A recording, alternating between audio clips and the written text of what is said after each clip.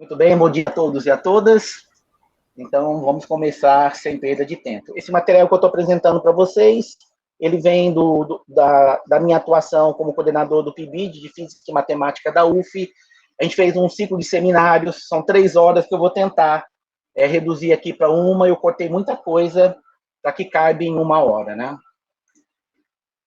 Bem, qual o interesse no tema? Então, a BNCC é a escola básica em si, eu tenho filho, eu tenho sobrinhos, eu acho que é interessante você conhecer o sistema educacional, né, por conta você como cidadão, né, conhecer o sistema educacional que o Brasil está propondo aí.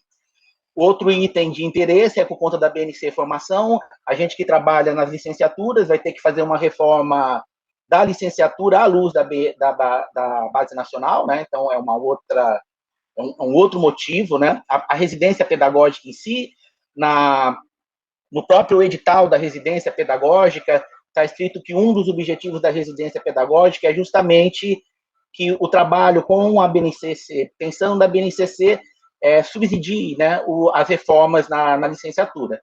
E é claro aqui o projeto Livro Aberto. Além do pessoal da residência pedagógica, eu tive a ajuda no seminário da disciplina de tópicos de educação matemática.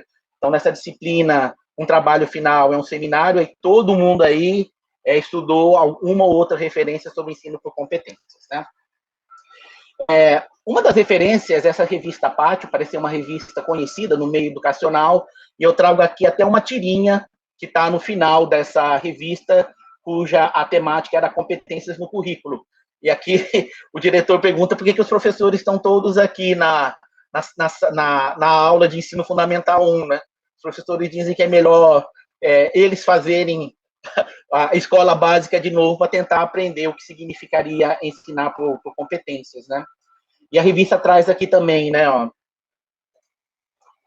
em inúmeras ocasiões, os docentes não dispõem desses conhecimentos, mas aceitam as diretrizes incorporadas às reformas educacionais. Dessa forma, pode acontecer de afirmar que estão ensinando competências, quando na realidade não conhecem muito bem a natureza do conhecimento integrado nas competências, nem estão aplicando uma metodologia que permite o seu ensino, né? Também trago essa frase que eu acho que é bem interessante, né, sobre reformas educacionais em geral, no caso no século XXI. As pessoas não conseguem apoiar ou realizar aquilo que não entendem. Então, frente a PIBID, BNCC, Livro Aberto, eu achei por bem, na residência, gastar o primeiro módulo tentando entender o que significa ensinar e aprender por competências. Então, a primeira coisa é o que eu chamo lá da metáfora do Humpty Dumpty, né? Uma mesma palavra pode ter significados diferentes dependendo da comunidade que você tem, né? Pode mudar ao longo do tempo. E aí, o que o Humpty Dumpty diz aqui na historinha de Alice, que o significado das palavras, é importante você saber quem está ditando as regras, quem que manda ali, né? Porque é ali que você tem que seguir. Isso é importante ter em mente. Existem vários exemplos de palavras que têm mais de um significado, coloquei alguns aqui de matemática, alguns da área de educação, né? O que é um espaço não formal, o que é interdisciplinaridade e o que é competência. Competência é uma palavra que se enquadra nisso. Pessoas diferentes dão definições diferentes. Aqui eu mostro para vocês as referências que a gente usou nesse estudo. Aqui são livros, mais livros, tem artigos. Depois eu vou mandar esse PowerPoint, então estou passando rápido, mas quem quiser ver depois com mais calma, né, pode ver, tá certo? Então, essa primeira referência diz que competência é um conceito difuso, né? Há tanta confusão e debate sobre o conceito de competência que é impossível estabelecer uma teoria coerente ou chegar a uma definição capaz de acomodar e conciliar todas as diferentes formas em como o termo é usado. Justamente o fato de competência ser um conceito difuso um argumento que o Sacristã e colaboradores nesse livro aqui, esse é um livro que, de forma predominante, critica o ensino por competências, né? Então, seguindo a minha tradição, sempre que eu vou estudar alguma coisa, eu estudo referências que defendem e referências que criticam, né? Não defendem tal item. E esse Sacristã é a referência por excelência, né? De pessoas que tentam, digamos assim, colocar toda a parte negativa, né, ruim, por detrás do ensino por competências. Aí tem muita questão da linguagem. A linguagem não é neutra para significar e comunicar, né? Então, eles começam dizendo isso, ó, já é um ponto negativo fazer por competência, porque escolheram um nome que é péssimo. É um nome que tem múltiplos significados. Se você quer alinhar um pensamento, uma reforma educacional, usar competência foi a pior escolha possível. Aqui até o sacristã diz que isso pode ter sido intencional, né? Foi intencional, não é para dar certo mesmo, vamos confundir, né? Então, o sacristã coloca, competência não é mais um conceito preciso, o que dificulta para início de conversa a comunicação, né? Se você olhar para um dos agentes principais no sistema educacional, que é a OECD, o teste PISA, etc., né, algo interessante acontece. Eles, de maneira explícita, colocam, eu não vou definir o que é competência. Então, vou colocar as características, etc., mas não vou definir, né? A noção de competência abrange componentes cognitivos, motivacionais, éticos, mas eles não dão uma definição. Competência é isso aí, né? Uma coisa que eu coloquei aqui em azul, e que, assim, eu acho que é importante destacar, é que, bem, a OECD, né, a proposta de ensino que ela defende, que ela encaminha, é por competências. E aí, olhando as documentações, os históricos, as reuniões, os encontros, né, eu observo que nos grupos de trabalhos que a OECD montou, né, não tinha só gente de banco, só gente neoliberal, não, né? Lá eles convidaram filósofos, antropólogos, psicólogos, economistas, sociólogos. Né? Você consegue encontrar até as atas das reuniões que a OECD promoveu ao longo do tempo com relação a essa mudança, essa reforma educacional baseada por ensino por competências. Bom, Humpty Dumpty, quem dita as regras? Em princípio é a BNCC, né? Então, olha só a definição que está lá na BNCC. Competência é definida como a mobilização de conhecimentos, conceitos e procedimentos, habilidades, práticas cognitivas e socioemocionais, atitudes e valores para resolver demandas complexas da vida cotidiana, do pleno exercício da cidadania e do mundo do trabalho. Se você olhar para as definições mais recentes, elas mais ou menos que convergem para isso. Aqui eu trouxe uma definição que vem de um livro sobre portfólios, né, da área de saúde. E essas autoras, elas trabalham com portfólios, ensino por competência há mais tempo. Então, a questão do ensino e aprendizagem por competências, né, não nasceu do ponto de vista de reforma educacional da escola básica. Ela tem uma história mais antiga e já é usada por outras comunidades, inclusive a da área de saúde, né? Eu destaco aqui, né, em que as pessoas utilizam seu potencial para resolver problemas ou realizar algo em uma situação concreta. Situação concreta, resolver demandas complexas da vida cotidiana. Esse livro do Zabala e do Arnal, ele faz aqui um histórico, né? Então, as várias pessoas que deram definições de competências, o que é, para quê, do que, onde, por meio do que, né? Já que eu só tenho 1 hora, eu não vou focar nisso, depois vocês podem ler aí o livro. Aqui é do ponto de vista do trabalho e aqui do ponto de vista educacional. Então, competências quando você pensa no mundo do trabalho, competências quando você pensa em termos de educação, né? Ele até propõe um enquadramento, quando você vê uma nova definição de competência, como que você poderia analisar essa nova definição, né? Esse é um diagrama que está num documento da OECD para 2030. Então, a OECD já está pensando na escola em 2030, né? Teve até uma live recente, depois que eu vou conversar com vocês. Esse é um diagrama que está lá, alguém traduziu. Então, veja que é bem a lá a BNCC, né? As competências que movimentam, né? Entrelaçam, fazem uso, articulam conhecimento, aptidão, atitudes e valores numa ação. É assim que tem que se dar o ensino e aprendizagem por competências. Eles colocaram aqui a bússola deles, né? Ação, tá vendo a palavra ação aqui? Criando um novo lar, assumir a responsabilidade, antecipação. Então, algumas palavrinhas novas estão sendo incluídas aqui nessa iniciativa da bússola de 2030. Antecipação é uma coisa bacana, né? Não é só resolver problemas, talvez antecipar problemas, né? Então, mas ainda assim, competências continua nesse novo enquadramento que a OECD coloca. Então, aqui também, né, uma coisa mais atualizada dessa iniciativa de 2030, conhecimento, habilidade, atitudes e valores entrelaçados, o aluno no centro, o bem-estar, os vários agentes. Então, essa ideia de articulação, de ação, para resolver problemas complexos do mundo real, né?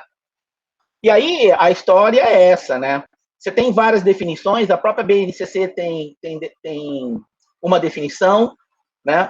Então, você tem vários agentes, você tem a MEC, você tem o MEC, você tem as editoras, você tem as universidades, você tem as ONGs, o terceiro setor, né?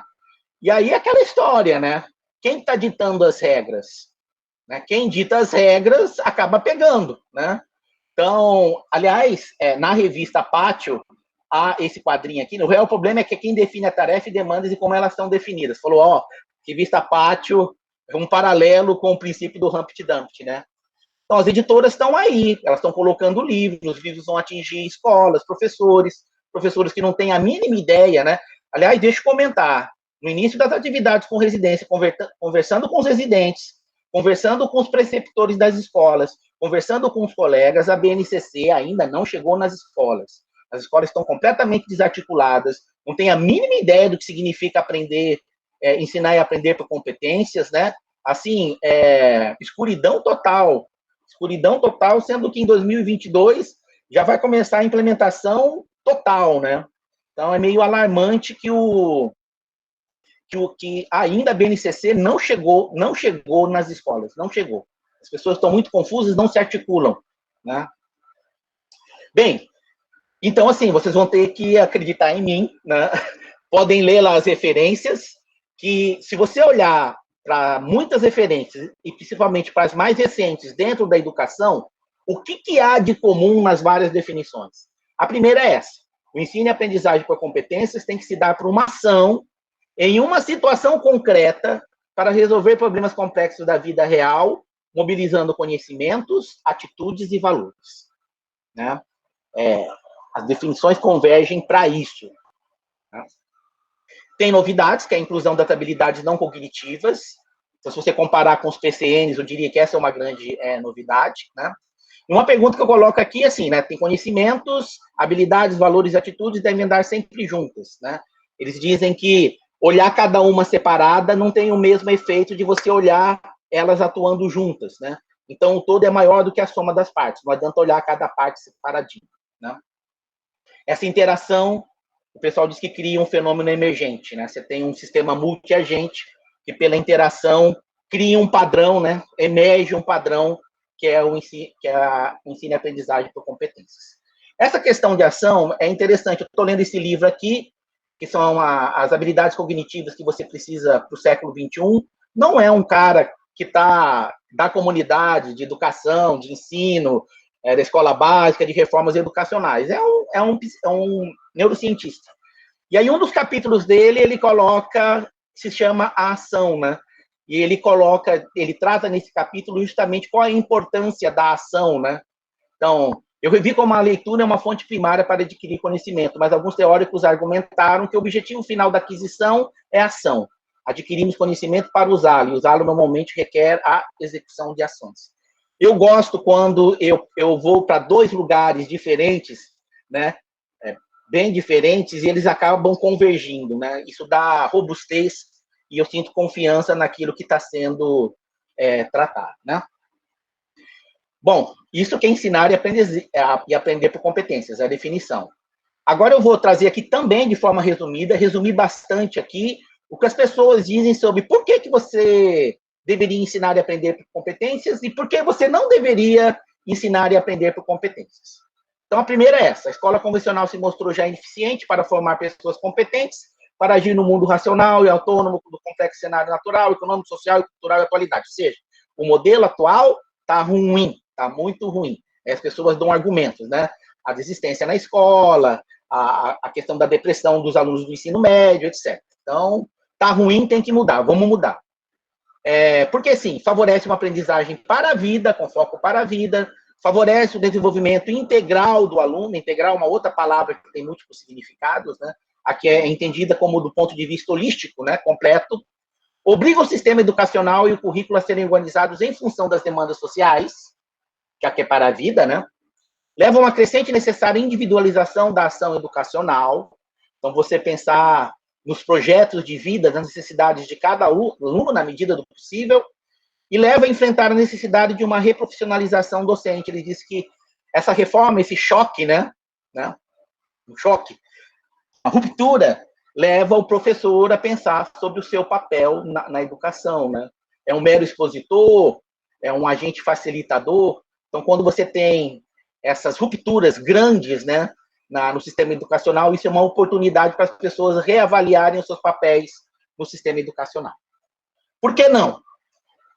Bom, aqui o próprio Sacristã coloca, competência não é mais um conceito preciso. Então, melou. Você vai falar de uma coisa que cada um vai entender de uma maneira diferente, não dá para criar uma reforma educacional coesa, né? Ele coloca, se não há consenso sobre o que são as competências, é impossível que haja consenso sobre quantas e quais são. É engraçado, né, que um motivo para dizer que sim é que a escola convencional está muito ruim, do jeito que está, não dá para ficar. Aí, nesse mesmo livro do Sacristã, eles colocam como motivo, porque não, eu acho que eles dizem, né, a escola tradicional ainda não esgotou tudo que poderia dar, né, de repente, você podendo olhar, né, então, pensem vocês aí, o que vocês acham, o mesmo item sendo usado a favor e sendo usado contra, né. O ensino e a aprendizagem por competências faz parte da ideologia e da agenda neoliberalista. Esse aqui é o que eu ouço com mais frequência. Se eu vou encontrar alguém que é contra, esse é o primeiro argumento que as pessoas dão, né?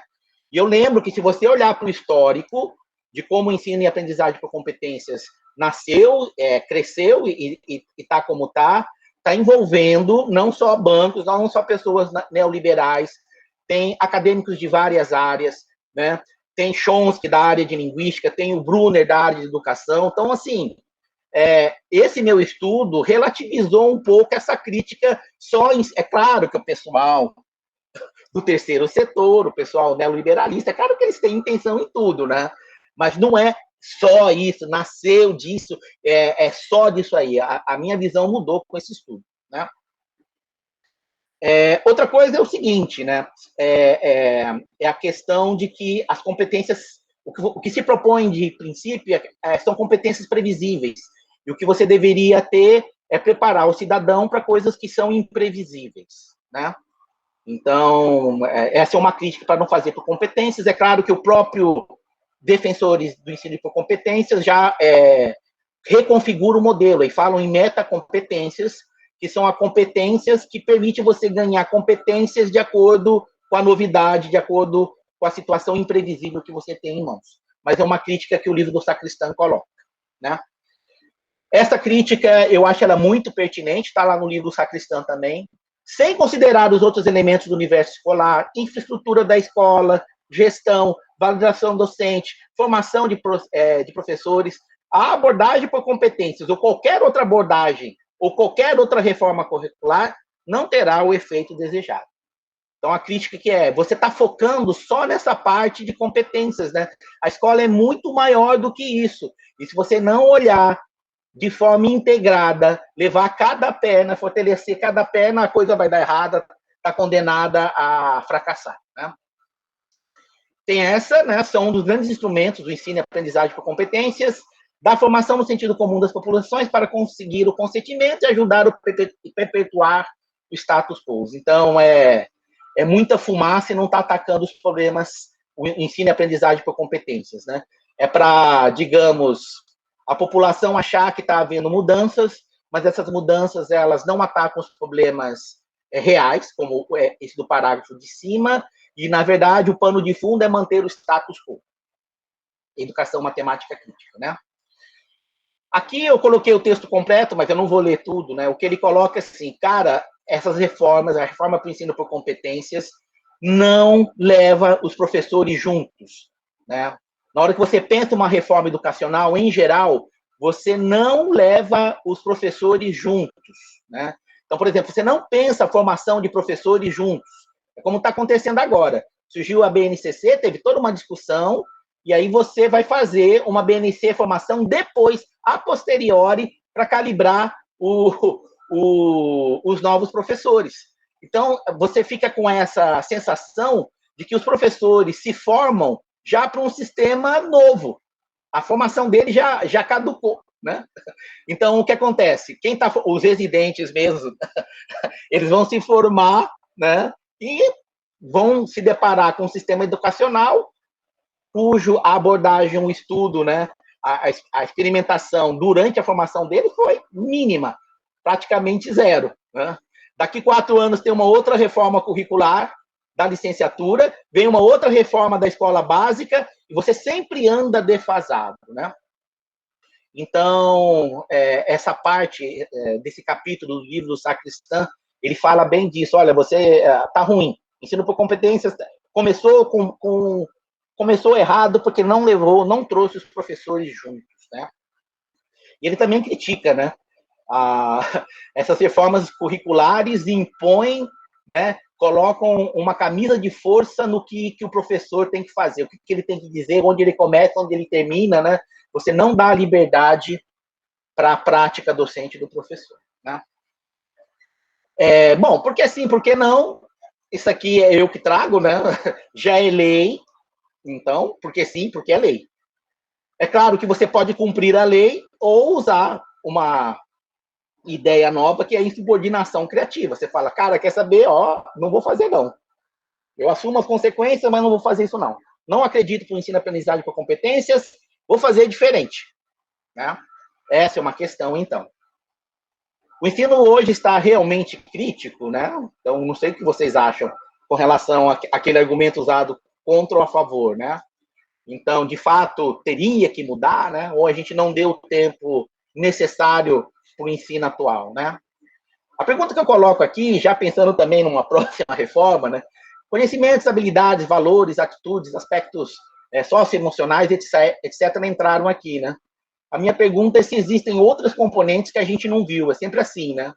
Então, antes você não tinha considerado os aspectos de atitudes, valores socioemocionais. Agora vamos colocar uma educação integral, etc. Será que a gente está esquecendo alguma coisa, né? A próxima reforma vai colocar outra coisa aí, né? Sobre as origens, eu vou falar quase nada, né? Discuti isso muito com os alunos da residência.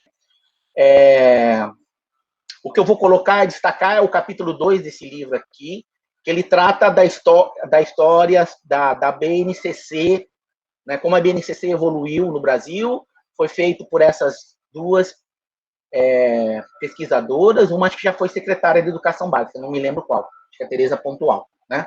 Ele conta a história lá, eu separei aqui quais são os agentes que as duas autoras citam, Fundação Lehman, que começou tudo, pagando seminários para pessoas lá na Universidade de Yale, a Universidade de Brasília, a Fundação Manzolini, no estado de São Paulo, Instituto Ayrton Senna, Instituto Porvir, com sede em Undina.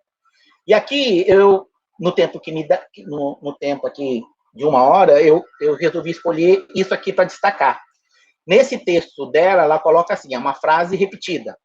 O terceiro setor pode ajudar a preencher o que falta. Formação continuada de professores, especificar mais essas habilidades, né?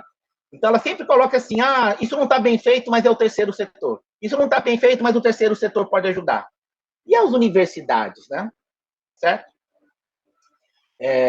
Eu passei um bom tempo discutindo com meus residentes essa questão das universidades, como há uma inércia enorme nas universidades, como as universidades estão fora do tabuleiro, né? E o princípio Humpty Dumpty, né? O que está valendo é quem dita as regras. A universidade não se põe como um agente efetivo, né? Não toma ações para isso, ou pelo menos não toma ações de impacto, os outros agentes vão ditando as regras, né? Isso é uma coisa que me deixa muito preocupado, né? Entender por que a universidade não é mais efetiva nesses esquemas aí, né? Sim, agora aqui eu gostaria de dedicar um pouquinho mais de tempo, que eu acho que é o cerne, né, do que eu quero propor para vocês pensarem. Então, eu começo primeiro com essa maneira de pensar. Bottom-up, top-down é a maneira de pensar pelo qual eu vou articular o que vem a seguir, né?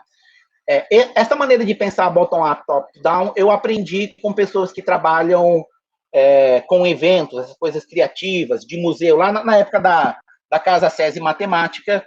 Então, os criativos lá vieram com essa maneira de você abordar qualquer assunto. Você tem o bottom-up, que é você vê os inúmeros detalhes e espera que em algum momento isso convirja para uma grande ideia, tá certo? Um grande princípio.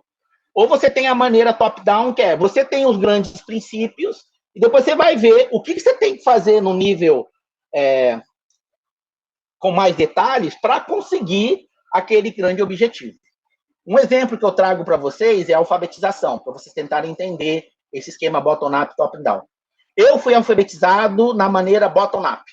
Eu aprendi as letras, A da abelhinha, né, B do barco, depois eu aprendi as sílabas, depois eu aprendi as palavras, depois eu aprendi as frases. Se você olha para o método de alfabetização de Paulo Freire, ele inverteu isso. Ele é top-down, ele não é bottom-up, ele é top-down. Por quê? Porque ele começa com frases da cultura local, frases que fazem sentido, tem nexo, né, tem utilidade para as pessoas que vão ser alfabetizadas. Aí você fala, essas frases, tá vendo? Você está escrevendo, ela é formada por palavras, as palavras são formadas por sílabas, as sílabas por letras, etc.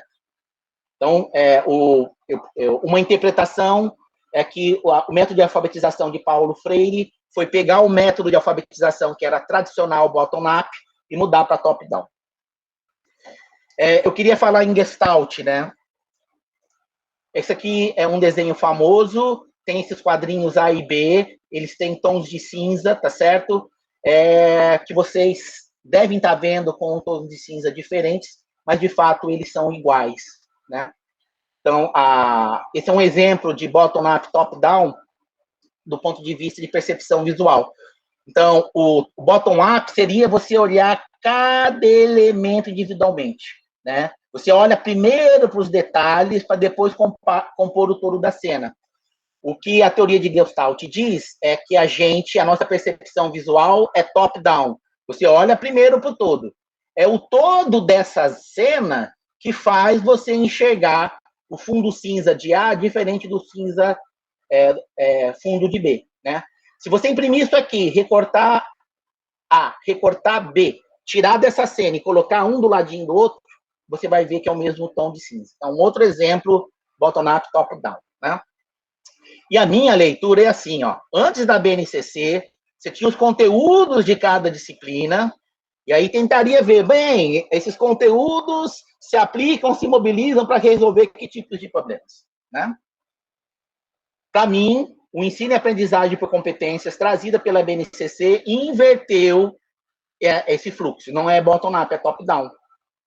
Você pensa nos problemas complexos da vida real, e aí você tem que ver quais são as habilidades, conhecimentos, atitudes, valores, etc., necessários para lidar com esses problemas aí, né? Isso tem eco em outros lugares, tem esse livro do Wolfram, que é o pessoal da matemática, ele fala, olha, exatamente o que está aqui. Ele diz, a escola é cheia de microprocessos. Fatorar polinômios, tá certo? Dividir frações, escalonar matrizes. Você vê um monte de microprocessos para depois, na tentativa de supor que isso se integre de alguma forma e o aluno tenha the big picture em algum momento. Ele diz, não, a gente tem que inverter isso. Aliás, esse livro se propõe a fazer isso, né? E ele coloca dentro da importância de se fazer isso dentro do contexto da iminência da inteligência artificial, né? Você mudar e pensar em superprocessos. Então, ele dá exemplos aqui. Você podia pensar assim, fatorar números primos, construções de regra e compasso, eliminação de equações, né? Então, você olha para cada um dos tópicos de matemática. Ele diz, não, você tem que olhar isso na perspectiva de que isso está sendo usado em algum tipo de problema, né? Então, como que você escolhe as pessoas? Você é normal? Significa ser normal. Vai chover amanhã? Eu consigo identificar se alguém roubou, se alguém colou, né? Então, é um outro agente, né, que se alinha com esse pensamento top-down, né? Você pensar primeiro nos problemas. E o pessoal da Wolfram está fazendo o dever de casa direitinho. Eles colocaram como que você deveria a abordar esses problemas, definir, abstrair, calcular, interpretar. Tem todo um enquadramento teórico que eles estão propondo. Se vocês quiserem ver o enquadramento teórico, tem o vídeo dele aqui, do próprio Wolfram, explicando. E eu vejo a conduta do pessoal da Wolfram como sendo top-down, tá certo?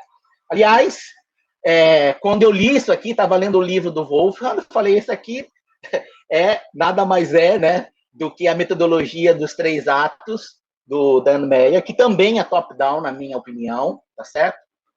Tem esse livro do Zabala, Métodos para Ensinar Competências, tem esse diagrama que está no livro, né? Eu estou trazendo outros autores que estão, de alguma maneira, dizendo assim, olha, tá vendo? Eu também interpreto como top-down. Ensinar e aprender por competências é top-down, é top-down, é top-down, é top-down. Estou trazendo outros acadêmicos, outros agentes que compartilham da minha visão, né? Então, ele coloca aqui, ó, situação real, que abriga, intervir e questiona, levanta problemas que precisam ser resolvidos, análise de situação, tá vendo? Ó? É top-down. Aqui também o livro do Perrenot, do sociólogo Perrenot, né? Ele diz que nenhuma das habilidades permitiria sozinha que fosse enfrentada a totalidade de uma situação complexa. Você olhar as partes não é a mesma coisa que você começar do todo e depois de ver as partes necessárias, né? Uma tarefa exige a gestão de habilidade de uma situação. Então, eu leio o Perrenot e observo que a interpretação dele para o ensino e aprendizagem por competências é top-down, né? Esse livro é crítico, mas tem um autor que tenta defender o ensino por competências, e esse autor, o único capítulo que defende o ensino por competências nessa coleção do Sacristã, ele também coloca que a chave não está na elaboração de listas intermináveis de mínimo competências ou habilidades, né? Se você olha para os livros que estão saindo aí, eu enviei alguns lá no grupo, né, do Telegram, esses projetos integradores, a minha leitura é que eles são todos top-down. Você começa com problemas. Você não começa com conteúdo, você não começa com fatoração de números primos. Tá certo? Você começa a partir dos problemas. Então, eu estou vendo que as editoras, o importante agente do universo educacional, né, eles já colocaram livros que têm esse encaminhamento top-down. Né? E eu concordo, se você acredita no ensino e aprendizagem por competências, a consequência, para mim, o corolário é que tem que ser top-down. Você tem que começar do grande problema e ver quais são as habilidades, né, que precisam ser articuladas, né? Eu queria trazer outros agentes agora, vão ser 4 vídeos muito curtinhos, mas eu acho interessante vocês assistirem o que essas pessoas vão dizer, né? Como o meu tempo é curto, eu vou colocar o vídeo em velocidade 1.5. Peço perdão a vocês e peço perdão aos autores, mas já que o tempo é curto, né? Mas eu acho que vale a pena vocês verem o que as pessoas estão dizendo aqui. Vamos começar. O primeiro que eu vou mostrar é um curso oferecido pelo próprio MEC sobre ensino e aprendizagem por competências. A primeira coisa que eu fiz na minha residência pedagógica foi colocar preceptores e residentes para fazerem o curso. Eu fiz o curso, tá certo? E aí tem esse trechinho desse curso aqui. Mas você não está mais compartilhando. Ah, tá, agora vem. Então, ó, vai tá um pouquinho Mickey Mouse falando, hein? Eu acho importante, professora, eu tenho visto, às vezes, pessoas acharem assim, para cada habilidade tem que ter uma questão, tem que ter um teste, tem que ter uma avaliação. Não é isso. Quer dizer, a avaliação de processo é uma coisa muito mais rica do que simplesmente você ver se uma habilidade pequena foi atingida ou não. Ela é muito maior, porque você vai ter que avaliar a postura desse aluno, o clima da sala de aula, o tipo de, digamos, de orientação que o coordenador deu. Então você está avaliando o conjunto. Não precisa fazer para cada habilidade uma avaliação. Você tem que fazer uma coisa muito maior. E acho que, para além disso, vou pegar o seu gancho para dizer uma coisa. Uma habilidade não consegue ser desenvolvida, via de regra, num único tempo e num único espaço. Por vezes, uma habilidade tem que ser retomada num outro bimestre, num outro tempo, até que se consolide aquela aprendizagem. E isto referendo exatamente o que você disse, professora. Não dá para imaginar que uma habilidade possa ser desenvolvida instantaneamente com uma atividade e nem que a cada habilidade eu tenha que fazer uma avaliação específica para aquela habilidade. Eu acho que esse mal-entendido a gente precisa desfazer, porque isso desamarra, de alguma maneira, a escola para que ela possa fazer esse acompanhamento realmente. Se uma habilidade demorar 1 ano para ser instalada e consolidada, ótimo, o que eu tenho que avaliar é o progresso do aluno. É o processo. É o processo do aluno. onde estávamos e onde chegamos. Assegurar que, ao final de determinado período, aquelas aprendizagens sejam consolidadas. Agora, o tempo, o ritmo, este é um compromisso a ser assumido, definido na proposta pedagógica e assumido pelos professores, né, professor? E revisto também, né? Revisto. Pode ser que o ano que vem a escola resolva que o modo como ela sequenciou algumas coisas não dá certo. Então vamos retomar o projeto, a proposta pedagógica e vamos trabalhar direito, de novo isso. E às vezes no próprio ano. No Não é? Às próprio vezes ano. precisa retomar um determinado conteúdo. Bom, eu acho que já passou o recado. Aqui é uma fala da Katia Smoley. É uma fala da Katia Smoley no encontro que a Unemate promoveu o ano passado. A Katia Smoley foi secretária, ela do Matema, né? E foi secretária da Educação Básica. Na hora que você vai da competência geral para a específica, beleza, você está trabalhando, nitidamente é possível ver os processos matemáticos e, inclusive, você já começa a ver que tem relação com as abordagens da educação matemática. Quando é que o risco começa? Entre você ter traduzido isso para as unidades temáticas, das unidades para os objetos, e dos objetos para as habilidades, que um pouco de toda essa beleza que nós vimos antes se reduz. Porque se eu olhar para a base só pelas habilidades, eu vou perder muita coisa. Eu não vou enxergar a etnomatemática. Eu não vou enxergar nem muitas vezes a resolução de problemas. Eu não vou enxergar, às vezes, nem a linguagem, porque é muito comum que, mesmo com todo o cuidado na redação dos verbos, o foco acaba virando o conteúdo. E aí, eu tenho que dizer para vocês que a nossa sorte é que a base não é currículo. Tanto que eu escrevi assim, EBA, porque é aqui que entram as abordagens da educação matemática. Bom, acho que também passei o recado. Aqui foi um evento da Moderna, né? Então é uma editora.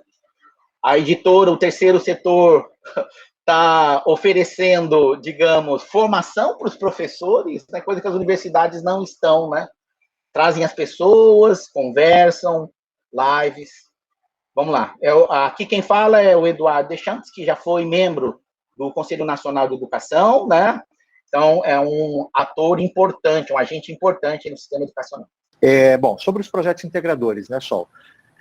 Eu acho que eles são super importantes para a gente dar essa lógica de que eu preciso trabalhar de maneira interdisciplinar, que os problemas que a gente enfrenta na vida são complexos, que eles não são resolvidos apenas com conhecimento de uma disciplina e que eu preciso fazer com que isso possa ser integrado, sempre lembrando uma coisa que para mim marcou muito quando o Chico discutia com a gente lá no CNE.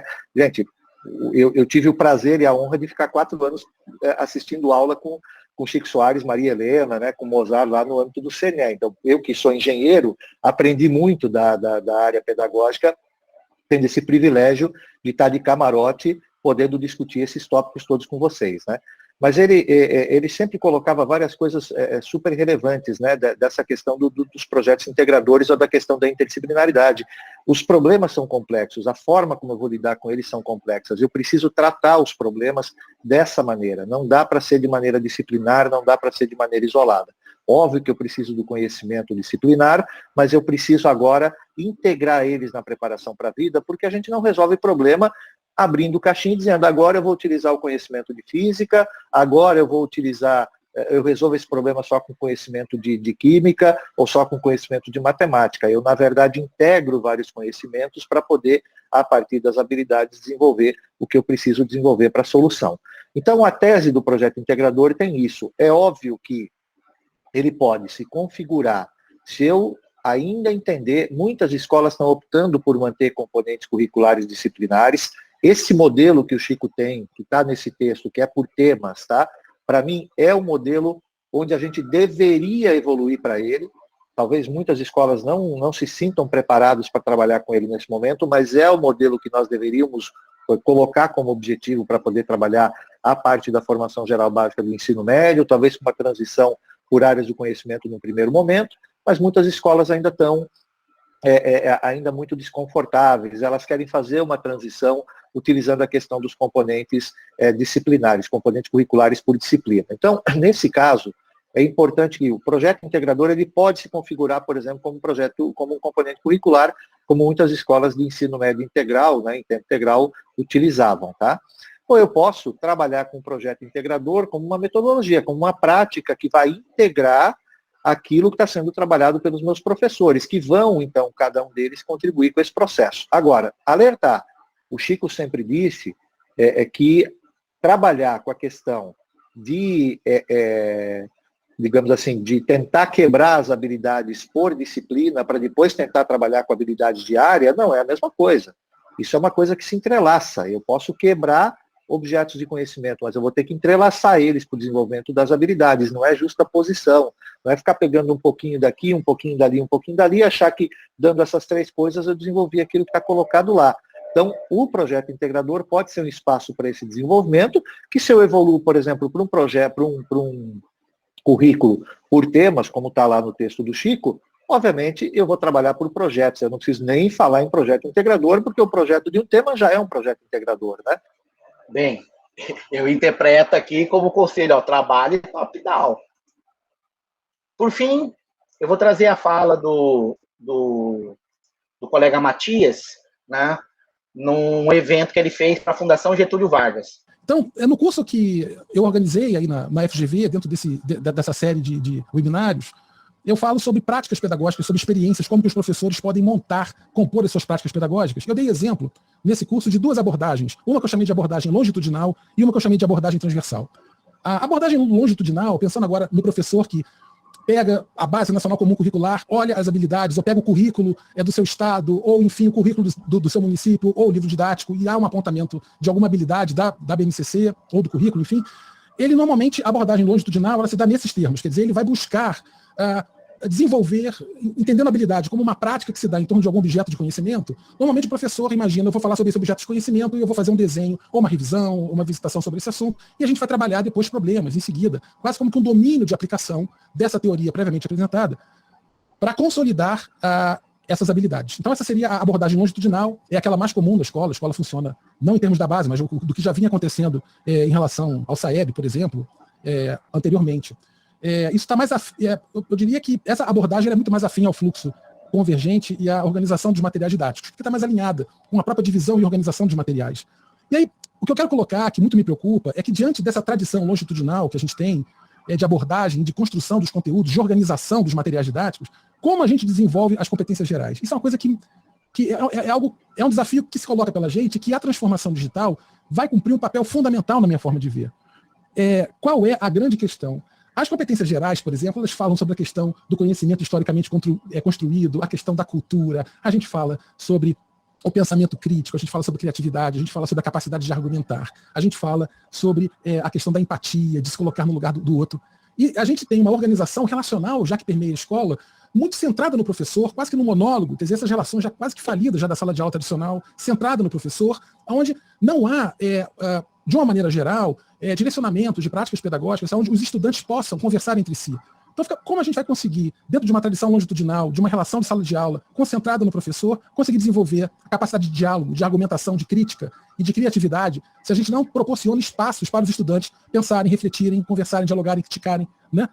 Então isso é uma coisa que a gente tem que pensar. Nesses termos, eu acho que a abordagem transversal é muito mais promissora, ela é mais generosa com a criação desses espaços, nos termos de que as habilidades da base, agora saindo da questão da matemática, das cores, né, da geografia, da história, enfim, quando a gente olha esse corpo de conhecimento de uma maneira geral, a abordagem transversal seria aquela prática do professor que compõe algo nesses termos, algo que atravesse, algo que nasce no bairro, que nasce na comunidade, que nasce na escola, que nasce da escola. E aí a gente entende o bairro dentro da escola, a comunidade dentro da escola, o sujeito dentro da escola.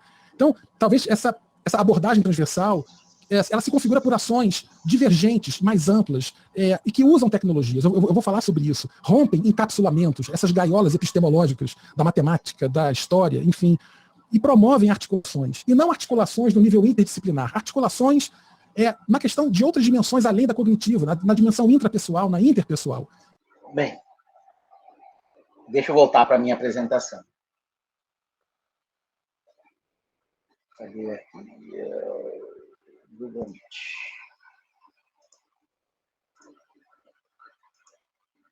Minha janela. Minha janelinha. Cadê minha janelinha?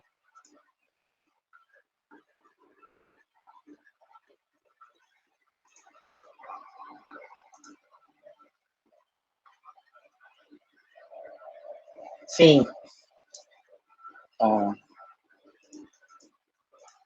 Opa, desculpem. Opa, não. Vocês estão vendo aí? Deixa eu ver. Já estão vendo, sim. Agora, nota de rodapé. Isso ensino médio. Porque se você olha ensino fundamental, é bottom-up. Ensino fundamental ficou bottom-up. O foco é nas habilidades. Você até vê os planos de aula da nova escola, todas articuladas por habilidades, todas olhando para o códigozinho lá. Certo? Então, a primeira coisa que o aluno, quando vai passar do ensino fundamental para o ensino médio, do jeito que está, ele vai girar 180 graus, né? Tá tudo lá, né? Os mínimos detalhes, os conhecimentos, né? Somar frações, e agora lá no ensino médio, pá, né? Se funcionar, né? Se der certo. Não, você pensa com os grandes problemas e vê que você vai articular, né? E aí, bem, talvez agora tenha um momento anticlímax aqui nessa reunião, porque e nós, do projeto Livro Aberto, e eu coloco nós, porque eu estava no projeto desde que ele começou, tá certo? A gente passou por 3 versões da BNCC, tivemos que tomar decisões, eu escrevi capítulos, tá certo? E, bem, eu não sei se vocês concordam comigo, mas a nossa abordagem foi bottom-up. A gente olhou para as habilidades, focou nas habilidades. E pensando, a gente fez isso por conta do ensino fundamental. A gente falou, olha, a gente está sem bússola, né? Como que vai ser o novo ensino médio? A gente não sabia na época como que vai ser. Aí você fala, bom, o que eles estão fazendo no ensino fundamental? Eles estão olhando para habilidades. Ah, vou lá, vamos fazer por habilidades também, né? Agora, a crítica que eu faço é que, se você olhar como está hoje, o que se espera do ensino médio não é o que a gente fez. Não é bottom-up, é top-down. Então, vamos pensando aí, tá certo? Um momento meio anticlímax, tá certo? E aí vem a questão, né? O que a gente tem produzido hoje, o que está feito hoje, pode ser usado aonde nessa organização curricular? Na parte geral, no projeto de vida, nas trilhas, né? Essa é uma questão para a gente pensar. O que a gente tem, do jeito que está escrito, que nasceu bottom-up, nasceu olhando para as habilidades e não olhando para os grandes problemas complexos da vida real, como que esse material pode ser usado como está?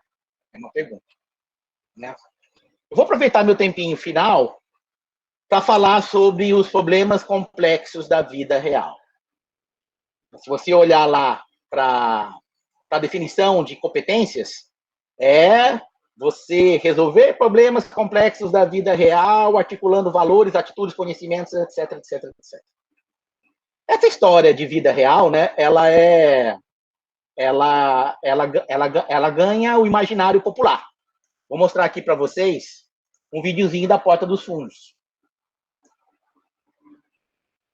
Não sei se vocês já viram esse videozinho da Porta dos Fundos. Cadê aqui? Não, desculpe. Cadê? Vai, aqui. Aí. Ô, Luana, tudo bem? Então, mais ou menos. O que houve? Eu fui tirar o extrato e, em vez do valor, tinha esse bando de letra. Deixa eu ver. Não, tá certinho aqui. Aonde? Aqui, ó, R$2.500, não é isso? Aonde está escrito isso? Aqui, Luana, aqui, ó. Menos B, mais ou menos raiz quadrada de B ao quadrado, menos 4AC sobre 2A. Vai R$2.500. É só fazer um Bhaskara, simples. Mas por que vocês não colocam um valor normal como era antes? O pessoal aqui do banco ficou puto que aprendeu essas coisas na escola e nunca usou. Essas equações, mitocôndria, capitania hereditária, entendeu? Você viram pra porra nenhuma. Então eles estão querendo colocar isso no dia a dia pra fazer valer o colégio, né? Ah, entendi. De repente, se você tiver interesse, a poupança tá rendendo pi ao cubo vezes a hipotenusa do cateto. Ah, não quero mexer nela, não. Não? Não. Tem uma notícia boa pra você. Aquele seu empréstimo que você estava pleiteando foi aprovado. Foi? Foi. Quanto? Então, se um trem sai de Brasília a 250 km por hora...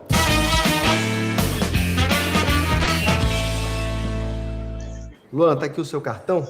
Se você quiser anotar a senha, é bom, Eu né? quero.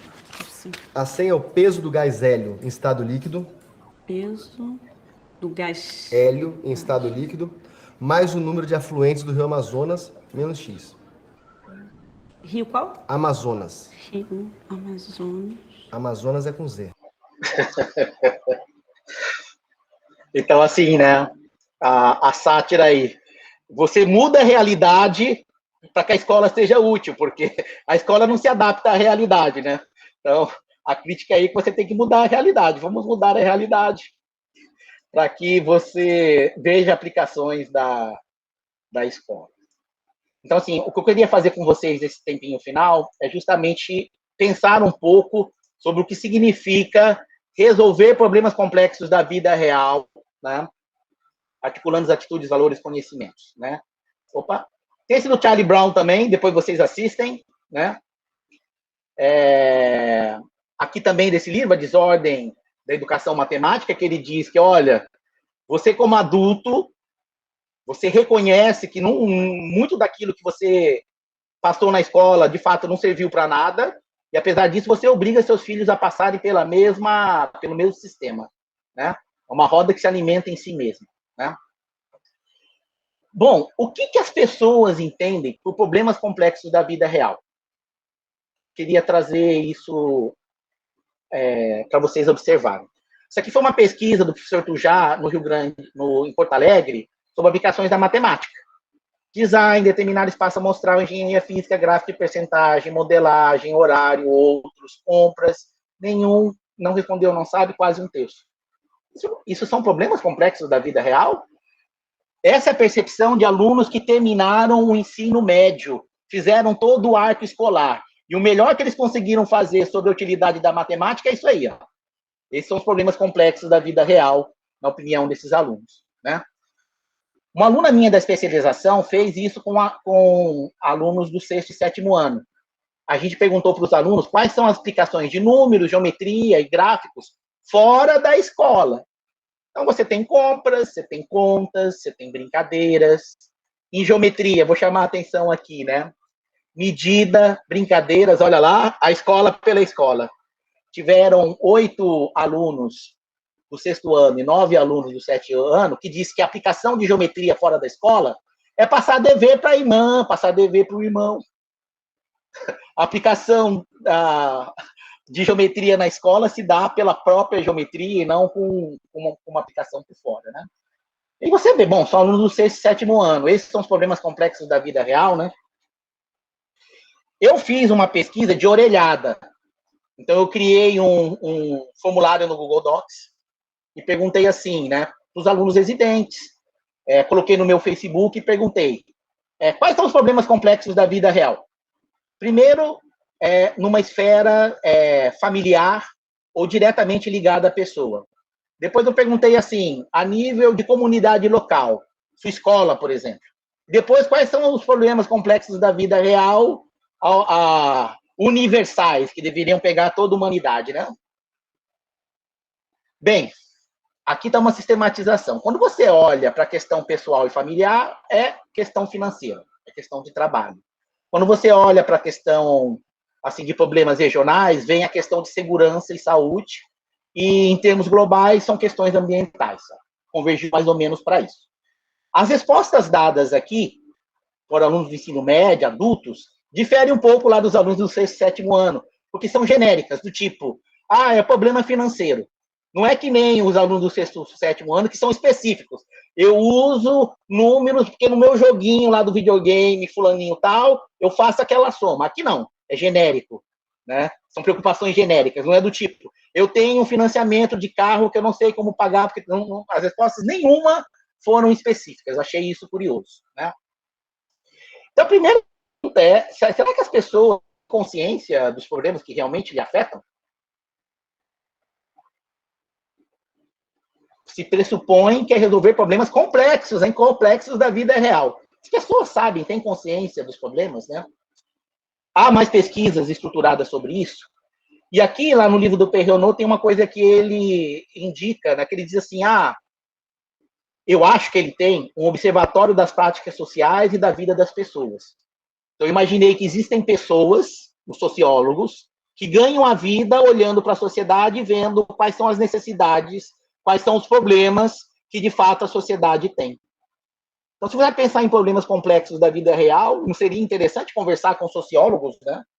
Que, de repente, nem você tem ideia do problema que você está enfrentando. Pessoas de fórum olham isso de forma mais global, né? E por falar em Renault, tem uma série de transparências aí que eu não vou ler. Depois vocês podem ler aí. Podem ler o livro. Se vocês têm tempo de ler só um livro daqueles que eu indiquei, é esse do Renault. Porque ele fala assim, a escola é preparar para a vida? Vamos olhar isso com mais calma, né? O que realmente é necessário preparar para a vida? Quais são os assuntos realmente necessários, universais para preparar para a vida? E aí ele trouxe um exemplo que me chocou, né? Foi um soco no queixo. Ele disse assim, vou dar aí 4 exemplos, só vou citar um, vocês leiam os outros, tá? Ele diz assim, olha, tem uma coisa que é quase universal. Seja você o que for fazer, você vai fazer contratos. Seja um contrato de trabalho, seja um contrato de telefonia celular, seja um contrato da residência pedagógica, seja um contrato de casamento, tá certo? A sociedade é regida por leis. E as pessoas não têm o mínimo de informação, conhecimento sobre como que funciona a lei. Quais são os seus direitos, quem você pode procurar, a Constituição, não tem nada disso. É uma coisa que, assim, é um farol, né? Todo mundo usa, todo mundo faz um contrato.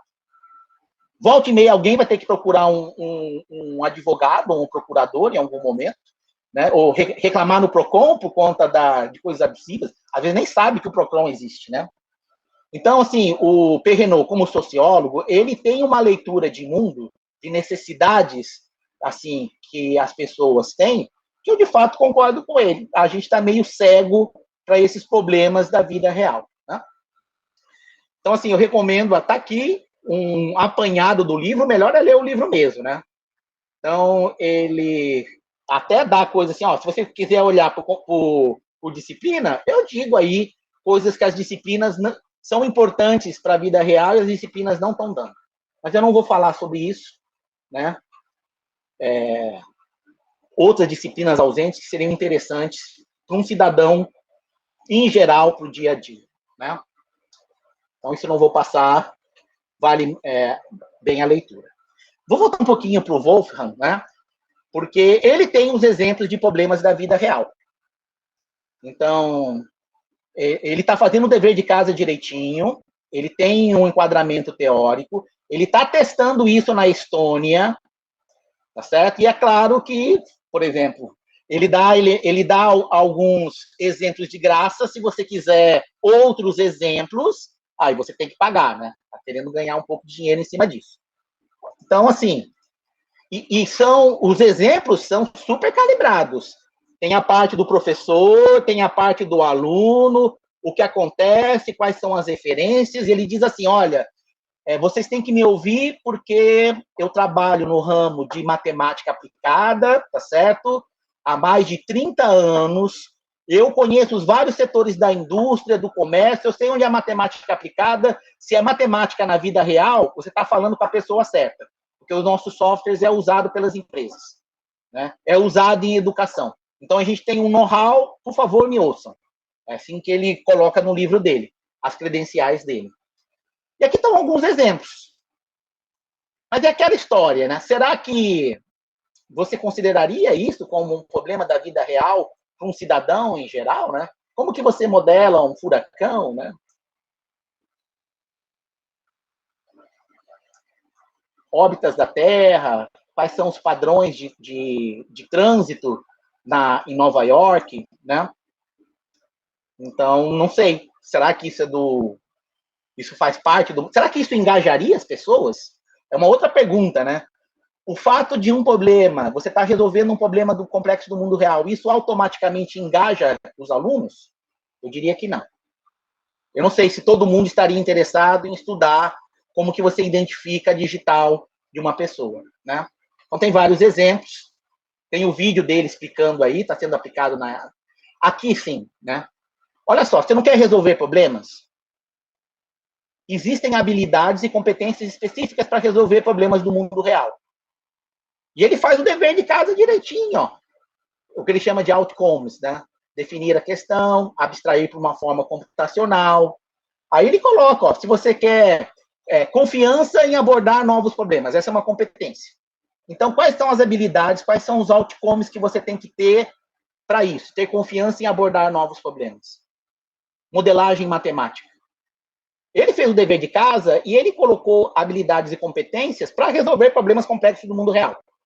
A BNCC não coloca isso. São habilidades de conhecimento, de conteúdo tradicional, né? Então, depois vale a pena, eu acho que, dar uma olhadinha nisso aqui, né? Para ver o enquadramento, habilidades e competências, segundo o Wolfram, para você resolver problemas complexos da vida real, né? E aí tem essas perguntas, né? Qual é o melhor exemplo de atividade escolar nessa perspectiva que ensina por competência e resolver problemas complexos do mundo real? Né? Não sei, né? Então, assim, a gente tem que tentar obter exemplos. Tem que tentar mapear exemplos. É uma coisa que eu vou fazer no próximo módulo da residência pedagógica, né? Esse aqui foi um aluno que trouxe, olha só. Já é uma atividade, já à luz da BNCC, que tenta levar problemas do mundo real para a escola. Tá muito quente na escola, então você chega lá e aí vamos estudar o problema de calor na escola, né? Legal, né? Mas a crítica que eu faço, né? O que foi discutido, né? Um engenheiro, de fato, tomaria o mesmo encaminhamento? Os alunos, de fato, têm todo o know-how, manha, tarimba, né? Para resolver aquele problema como o engenheiro faria? Os problemas que são levados na escola não têm validação, não se validam. Tem isso, essa seria uma maneira de caminhar, mas não se valida. E, para mim, o que é crítico na escola, os toy models da escola, o que se leva na escola, não tem o que tem na vida real, que é você arcar com as consequências da sua decisão. Certo? Quero resolver um problema e cheguei a esse encaminhamento. Encaminha, pode dar errado. E no mundo real você tem que saber lidar quando você erra, quando o encaminhamento está errado, né? Então, mesmo em termos de modelagem matemática, acho que estão ainda faltando algumas coisas, né? Tem essa fala do Hans Holling, que ele diz que, de repente, não é tanto resolver problemas complexos do mundo real, mas desfazer as ideias pré-concebidas, né? As pessoas vêm com ideias wishful thinking, e isso já seria mais do que suficiente, né? Alguns elementos que eu acho que deveriam entrar quando você pensa em ensino e aprendizagem por competências, nessa coisa global, né? Aqui eu vou dizer o que eu vou fazer com meus alunos da residência pedagógica no segundo módulo. Primeiro é analisar o que as editoras estão propondo. O tempo é curto e você tem que mirar em alguém. Nós vamos mirar nas editoras. Por quê? Porque as editoras não são bobas, tá certo? Elas têm dinheiro e elas conhecem as pessoas. Vejam quem está participando das lives das editoras. São pessoas do CNE, são pessoas do Enem, são as pessoas que tomam as decisões. Então, as editoras não são bobas, né? Elas, na hora que vão colocar esse material aí, né? Projeto de vida, top-down, né? Eles não fizeram isso de orelhada. Eles conversaram com as pessoas. O que vocês vão cobrar lá no Enem, hein? Eu já vou fazer a coisa calibrada, né? Eles têm informação privilegiada que as pessoas não têm. Então, foi por isso que eu vou centrar fogo com vocês em analisar o que as editoras estão propondo. Tem esse livro do Zabala e do Arnal, onde ele coloca 10 métodos para se trabalhar e ensinar por competências. Projetos é uma delas, mas ele tem outras propostas. Eu acho que vale a pena também olhar, né? E o material aí do Chico Soares, que o Deschamps mencionou. Acho que vale a pena olhar também, tá certo? Principalmente porque vem de uma pessoa influente, né? Uma pessoa que decide e influencia muito lá nas altas esferas. Para terminar, né? Aqui, para vocês pensarem. A primeira coisa, se vocês compram essa ideia top-down. A minha leitura anticlímax é que a gente fez bottom-up e o novo ensino médio é top-down. Então, a primeira é essa. Como que, depois de tudo que eu falei, de tudo que você ouviu, como que você fala, não, acho que não, sim, mas sim, não tudo isso, problema complexo da vida real. Um professor da residência pedagógica, né, na reunião que eu tive sexta-feira, falou, olha, defina complexo para mim, tá certo? Ele diz, olha, efeito Joule, o que eu peço de vida real pega 3 aparelhos da sua casa, vê lá a informação e calcula o trabalho feito. Isso, para mim, é problema complexo da vida real. Se eu for querer olhar com mais cuidado, os alunos não vão aguentar muito mais conhecimento, articular muito mais conhecimento. E vem a pergunta, né? É isso realmente que você deseja? Esse é o problema complexo da vida real, né? Tá certo? Então, essa é a pergunta. Se sua resposta foi sim, se você compra a ideia top-down, aí vem um monte de subperguntas, né? Então, a primeira é, qual é o melhor exemplo que você tem? A gente tem que colecionar esses exemplos. São os exemplos do Wolfram? Aquilo que a gente quer? É aquilo que você quer que seu filho... Aqueles são os exemplos que eu quero que Hillary passe, quando ela for entrar no ensino médio, tá certo? São o que as editoras estão oferecendo, ou a gente consegue oferecer coisa melhor, né? Isso que eu já falei, né? Não deveria haver competências e habilidades específicas para resolver um problema complexo na vida real. O Wolfram está um passo à frente nesse sentido com relação à BNCC. Na hora que tiver a discussão da reavaliação da BNCC, eu vou falar, olha, uma das competências gerais é resolver problemas complexos da vida real, que tem competências específicas por si, que não é nenhuma das que você listou aí, que é tudo de conhecimento matemático. Outra coisa, não tem que articular conhecimento, valores e atitudes. Todas as habilidades são, em geral, em cima de conhecimentos. Não há nenhuma descrição, detalhamento sobre valores e atitudes. Quais são os outcomes? O que eu espero que o aluno tenha em termos de valores e atitudes? Se fala de valores e atitudes, mas está muito nas nuvens, né? Não está concreto. Como que você avalia valores e atitudes? Você ouve o Deschamps falar, ele está dizendo assim, sabe como vai ser o novo Enem? Vai ser como é feito nas universidades de São Paulo, né? Você tem uma primeira prova, que é geral, e depois você tem uma segunda prova, que é específica. Aí, meu pensamento, vai ser uma prova em cima de conhecimento, porque eu olho lá as provas de São Paulo, é em cima de conhecimento. Não é resolução de problemas, não vai entrar valores, não vai entrar atitudes. Então, eu acho que a universidade consegue ainda influenciar nisso aí, hein? Porque se o Enem convergir para isso, essa ideologia de articular conhecimentos, atitudes, valores para resolver problemas complexos da vida real, já era, já foi, tá certo? A questão de arcar com consequências, saber antecipar, né? Essa questão sobre se as pessoas têm consciência dos problemas complexos da vida real. E aqui eu recomendo essa palestra TED, que ele mostra assim, que as pessoas não sabem o que querem, ou não sabem explicar por que querem. Então, é interessantíssimo. Eu acho que todo aluno, todo professor deveria assistir isso aí em termos de pesquisa estatística, né? Como que pesquisa estatística, o buraco é bem mais embaixo quando você pensa em termos de pesquisa estatística. É um vídeo que eu recomendo. E a outra é o seguinte, né? Pega a psicanálise. O psicanalista está lá para fazer você entender você, né? Você passa anos fazendo terapia para você entender o que você quer, quais são os seus problemas, né? Saber o que se quer não é uma coisa simples.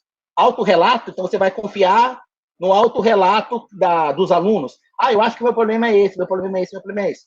Tem um grande parênteses aí, né? Porque, em geral, as pessoas, por autorrelato, não sabem... entre o que a pessoa diz e o que a pessoa realmente quer e precisa, tem um vão, né? Essa aqui, se um problema complexo da vida real irá engajar o aluno em sala de aula, eu diria que não. E se essa individualização, alunos diferentes vão ter motivações diferentes. Tem gente que vai querer fazer continha, conteúdo. Tem gente que curte isso, gosta disso, tá certo? Tem gente que não curte, né? Outra coisa é o seguinte, a sociedade está organizada para fazer as pessoas não pensarem. Pensar exige esforço, tá certo? O marceneiro usa lá o teorema de Pitágoras. Não precisa saber que usa o teorema de Pitágoras. A ferramenta está construída com o teorema de Pitágoras e pronto, né? E aí teve relatos na reunião da residência de alunos falando, olha, isso é muito frequente, professor. Eles perguntam, por que eu preciso saber o porquê? Né? Não preciso saber o porquê, eu quero usar. Tá bom, para mim tá bom, usar tá bom. você não me convence que eu preciso fazer todo um esforço para entender os porquês, né?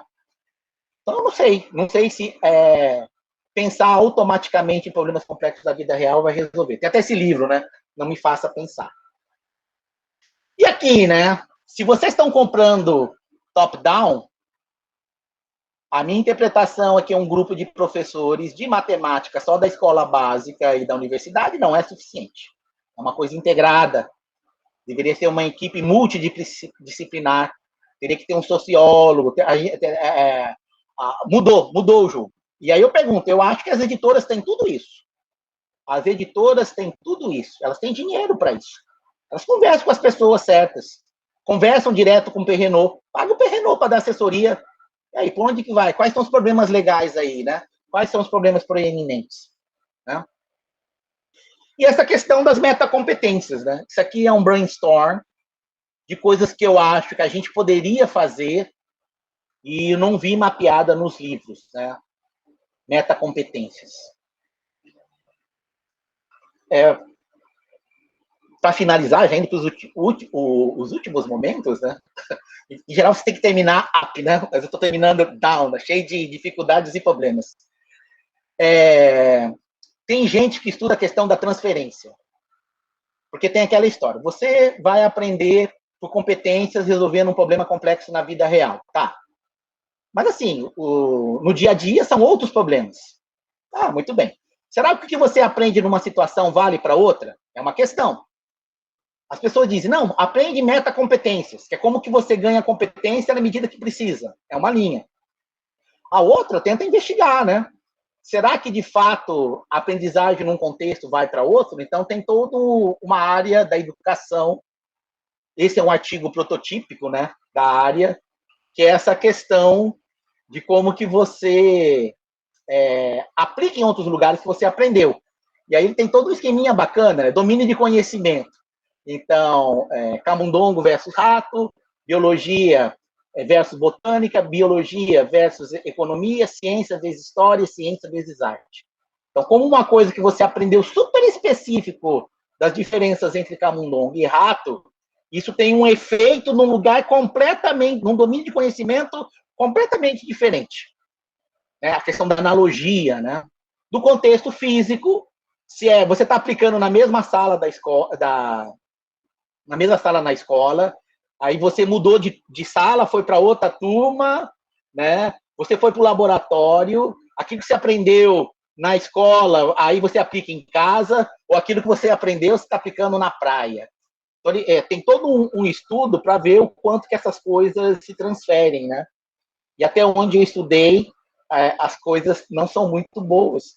Em geral, as pessoas não transferem esse conhecimento. Não sei se é porque como o conhecimento é colocado. Tem até esse exemplo aqui, né? O título é Na Vida 10, na Escola 10, porque os alunos leem lá na Vida 10, na Escola 0, né? Ou seja, o que você usa na escola não serve nada para a vida. Eu queria trazer um exemplo de algo que se aprendeu na escola e que serviu para a vida. Aí tem a Smith, o anjo da praia, que aprendeu sobre tsunamis na aula de geografia, e na hora que teve aquele tsunami na Indonésia, ela viu o mar recuando e falou, a professora de geografia me ensinou que quando o mar recua é tsunami. Pai e mãe, vamos sair, vamos dar eu fora daqui, né? E aí o pai e a mãe acreditou na Smith, os que estavam em volta também acreditaram e aí foram salvos, né? Por conta desse conhecimento escolar, né? Mas eu não tenho muitos exemplos de da vida 10 na escola 10. Né? Bem, eu acho que é isso. Sim. Antes do obrigado. Eu participei de uma live da OECD, né? Então, eu quero ver o que eles estão pensando para o futuro. E um dos temas da discussão é o futuro da escola, como que a escola vai ser daqui a 30 anos. Né? Eles fizeram uma votação para dizer qual seria o tipo de escola. Aí tem as características aqui, né? Eu votei aqui em escolas como Learning Hubs, né? Então, um local onde não só alunos, várias pessoas vão lá para aprender e trocar ideias. Foi aqui que ganhou, né? Mas tem aqui até um cenário onde as escolas desaparecem, né? Tá certo? Somem, porque você aprende à medida que precisa. Tô precisando aprender isso, aí eu contacta alguém que trabalha numa escola, né, bem diferente da escola que a gente tem. Eu acho que é isso.